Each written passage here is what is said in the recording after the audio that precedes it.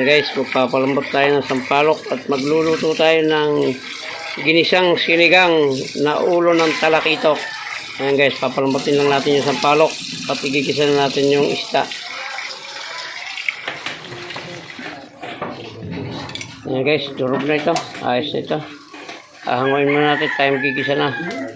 Ayan guys, yung ating mga gagamiting sangkap. Ayan, sampalok, betsin, sibuyas, sili, bawang, kamatis at luya, patis, talong at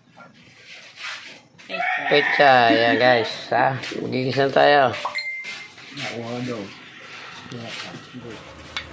Ayan guys, magigisa na tayo. Wala pang galit ang kawala. Tuyo na yun. Sampalok yan. Yung natuyo yan. Itim. Nahin natin. Kaunting luya lang guys. Pampatay ano lang yan. Pampatay lansa. Sabay natin yung bawang.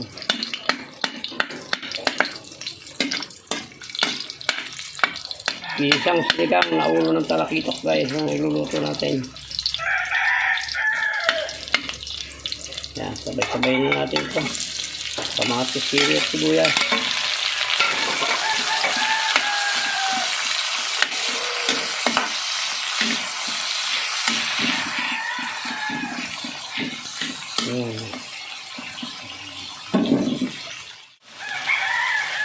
Guys, lagyan natin ng patis para matunaw yung kamatis.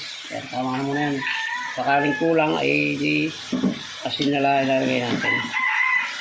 Mas malasa kasi kung gisa yung patis kaysa sa asin. Yan, ilalagay na natin yung ating isda, ulo ng talakitok pa guys. Ilalagay na natin at ating tatakpan para masipsip niya o ma-absorb niya yung yung lasa ng ating pero lalagyan muna natin yan ng betsin at paminta bago natin takpan. Yan. Yan, tama na muna yan guys. Tatakpan muna natin at pagka kumulo na yan, saka natin taanhan ulit. Ayan guys, so kulong-kulo na. Lalagyan natin ng sabaw. Ayan o, tama na yan. Tama na yung sabaw na yan at mamaya lalagyan natin yung mga gulay at yung paasim. Parang payat ko isda. Nagbaliktaran yung laman. Ganyan yung pagkapayat. Ibang mga baliktad.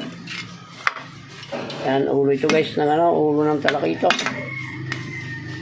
Ito pinakapaborito kong isda sa lahat. Talakitok. Yan, shout out sa lahat ng mandaragat. Yan, tatakpan uli natin at para pagkulo niya, lalagyan natin yung gulay. Guys, lagyan natin yung talong at medyo matigas ang kaunti ito. Para pagkulo niya pitsay na lang ilalagay natin at pasabay papatayin na natin yan. Pagkalagay ng sampalok. Unahin lang natin yung gulay para hindi tumigas. Lalagyan natin yung ating pitsay. Sabay na to guys, sabay lagay na rin nung ito munang paasim na yung bunga ng sampalok. At mamaya na yung may powder pa to guys, dahil kulang yan lalagyan ko ng powder, konti lang. Yung maliit lang ilalagay ko. Ayaw ko ng sinigang na na hindi maasim. Yan guys, ginisang sinigang na ulo ng talakitok ang ating menu sa araw na ito. Kaya maya natin guys lalagay yung powder ng sampalok. Ayan guys, lagay natin itong ating sampalok na powder at para hindi madurog yung gulay. Naman ayan ayan, medyo sapulin natin ng kaunti at ng magpantay ang asin. Luto na to guys. Naniwalay na sa tinik yung laman. Napakaganda ng kulay. Ang asin siguro dito. Ayun na. Ayos na guys. Kaunti na lang. Dadagdagan natin yung kaunting asin. Medyo matabang sa alat. Ayos na ito. Titikman na natin ulit. At Tuto na ito. Ayun, ayos na. Tama-tama lang, hindi siya malat, hindi siya matabang.